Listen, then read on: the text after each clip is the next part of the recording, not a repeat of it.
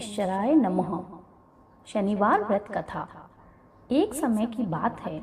सूर्य, चंद्रमा, मंगल, बुध, बृहस्पति, शुक्र, शनि, राहु और केतु इन ग्रहों में आपस में झगड़ा हो गया कि हम सब में सबसे बड़ा कौन है। सब अपने अपने को बड़ा कहते थे। जब आपस में कोई निश्चय न हो सका तो सब के सब आपस में झगड़ते हुए इंद्रदेव के पास गए और कहने लगे कि आप सब देवताओं के राजा हैं, इसलिए आप हमारा न्याय करके बतलाओ कि हम नवों ग्रहों में से सबसे बड़ा कौन है। राजा इंद्र इनका प्रश्न सुनकर घबरा गए और कहने लगे कि मुझ में इतना सामर्थ्य नहीं है जो किसी को बड़ा या छोटा बतलाऊं। मैं अपने मुख से कुछ नहीं कह सकता हूँ। हाँ, एक उपाय हो सकता है। इस समय पृथ्वी पर राजा विक्रमादित्य दूसरों के दुखों का निवारण करने वाला है, इसलिए तुम सब मिलकर उन्हीं के पास जाओ, वही तुम्हारे दुखों का निवारण करेंगे। ऐसा वचन सुनकर सभी ग्रह देवता चलकर भूलोक में राजा विक्रमादित्य की सभा में जाकर उपस्थित हुए और अपना प्रश्न राजा के सामने रखा। राजा उनकी बात सुनकर बड़ी चिंता में पड़ गए कि मैं अपने मुख से किसको बड़ा और किसको छोटा बतलाऊं। जिसको छोटा बतलाऊंगा वही क्रोध करेगा। परंतु उनका झगड़ा निपटाने के लिए एक उपाय सोचा। उन्होंने सोना, चांदी, कांसा, पीतल, शीशा, रांगा, जस्ता, अभ्रक और लोहा नवों धातुओं के 9 आसन बनवाए। सब आसनों को क्रम से जैसे सोना सबसे पहले और लोहा सबसे पीछे बिछाए गए। इसके पश्चात राजा ने सब ग्रहों से कहा कि आप सब अपने अपने सिंहासनों पर बैठिए। जिसका आसन सबसे आगे वह सबसे बड़े और जिसका आसन सबसे पीछे वह सबसे छोटा जानिए। क्योंकि लोहा सबसे पीछे था और वह शनिदेव का आसन था, इसलिए शनिदेव ने समझ लिया कि राजा ने मुझको सबसे छोटा बना दिया है। इस पर शनिदेव को क्रोध आ गया और कहा, हे राजन, तू मेरे पराक्रम को नहीं जानता। सूर्य एक राशि में 1 महीना, चंद्रमा 2.25 महीना 2 दिन, मंगल 1.5 महीना, बृहस्पति 13 महीने, बुध और शुक्र 1 महीने।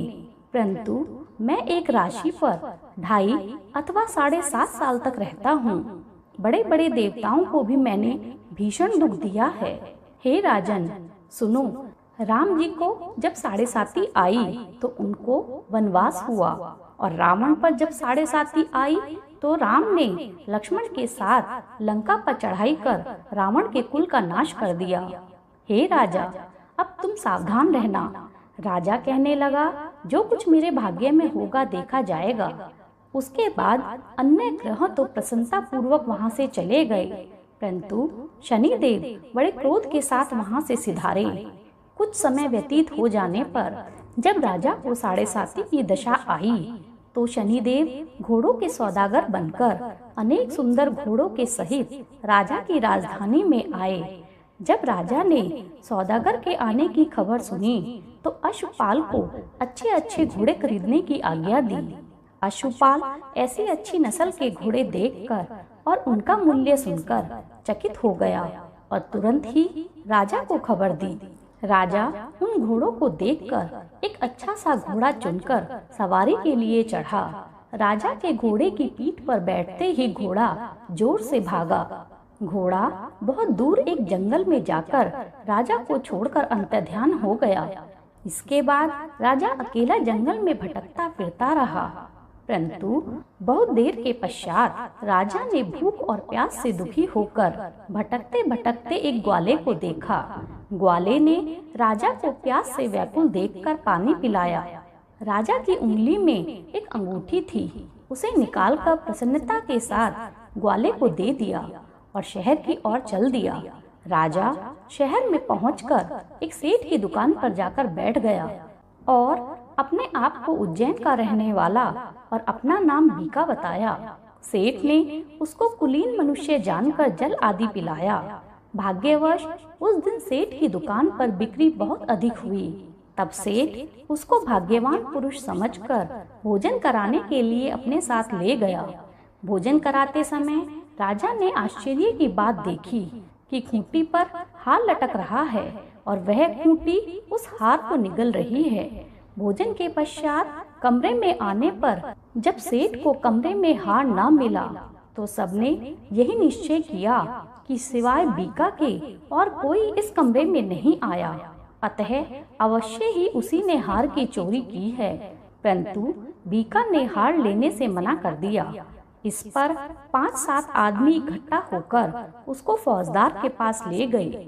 फौजदार ने उसको राजा के सामने उपस्थित कर दिया और कहा कि ये आदमी तो भला प्रतीत होता है, चोर मालूम नहीं होता, परंतु सेठ का कहना है कि इसके सिवाय और कोई घर में नहीं आया, अवश्य ही इसी ने चोरी की है।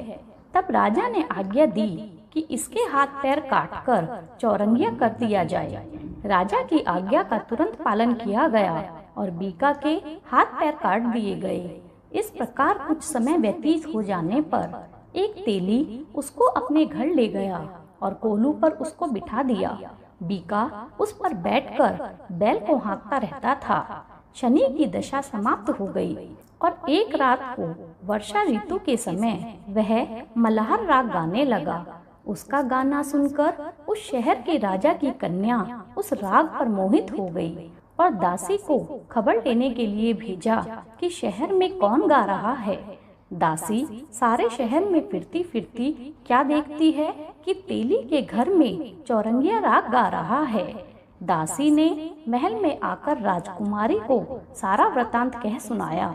बस उसी क्षण राजकुमारी ने अपने मन में यह प्रण कर लिया, चाहे कुछ भी हो जाए, मैं इस चौरंगिया के साथ ही विवाह करूंगी। प्रातः काल होते ही जब दासी ने राजकुमारी को जगाना चाहा तो राजकुमारी अनशन व्रत लेकर पड़ी रही। तब दासी ने रानी के पास जाकर राजकुमारी के न उठने का वृतांत कहा। रानी ने तुरंत ही वहां आकर राजकुमारी को जगाया और उनके दुख का कारण पूछा। तो राजकुमारी ने कहा, माताजी, मैंने यह प्रण कर लिया है कि मैं तेली के घर में जो चौरंगिया है उसी के साथ विवाह करूंगी। माता ने कहा, पगली, यह क्या बात कह रही है? तेरा विवाह तो किसी देश के राजा के राजकुमार के साथ होगा। कन्या कहने लगी कि माताजी, मैं अपना प्रण कभी नहीं तोड़ूंगी।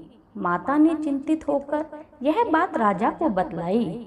जब राजा ने भी आकर राजकुमारी को समझाने का प्रयास किया और कहा कि मैं अभी देश देशांतर में अपने दूत भेजकर तुम्हारे लिए सुयोग्य वर खोजता हूँ, तब राजकुमारी ने उनकी बात नहीं मानी।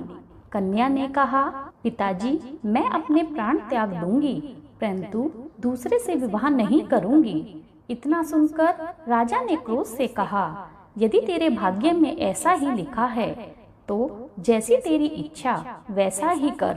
राजा ने तेली को बुलाकर कहा कि तेरे घर में जो चौरंगिया है उसके साथ मैं अपनी कन्या का विवाह करना चाहता हूँ। तेली ने कहा कि यह कैसे हो सकता है? कहाँ आप हमारे राजा और कहाँ मैं एक नीच तेली। परंतु राजा ने कहा कि भाग्य के लिखे को कोई टाल नहीं सकता, अपने घर जाकर विवाह की तैयारी करो। राजा ने उसी समय तोरण और बंदरवार लगवाकर अपनी राजकुमारी का विवाह चौरंगिया बना विक्रमादित्य के साथ कर दिया।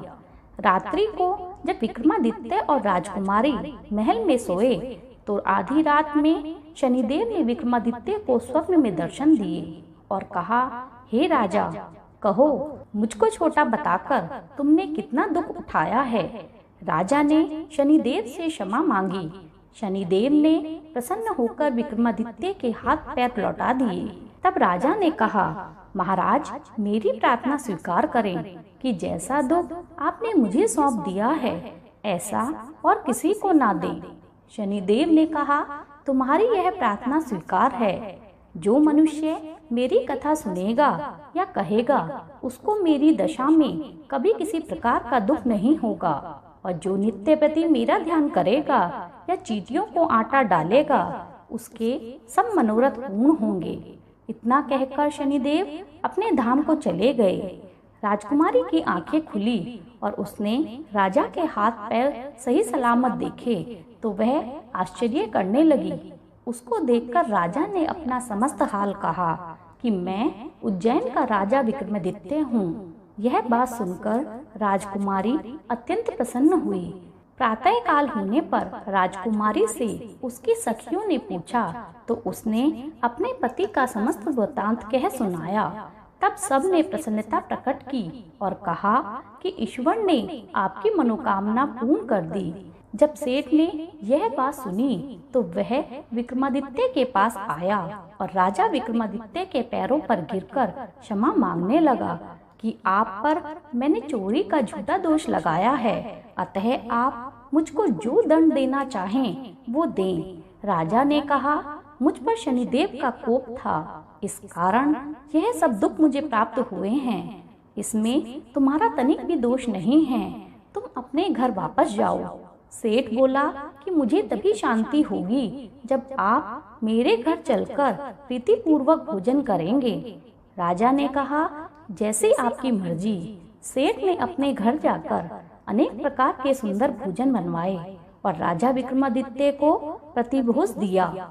जिस समय विक्रमादित्य भोजन कर रहे थे, एक अत्यंत आश्चर्य की बात सबको दिखाई दी। जो खूंटी पहले हार निगल रही थी, वह अब हार को उगल रही थी। जब भोजन समाप्त हो गया तो सेठ ने हाथ जोड़कर बहुत सारी मोहरें राजा को भेंट में दी और कहा कि मेरे श्री कन्वर नाम की एक कन्या है, उसका पाणी ग्रहण आप करें।